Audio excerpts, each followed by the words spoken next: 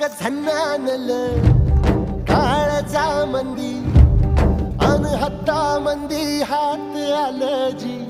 सैरा हट्टी झालं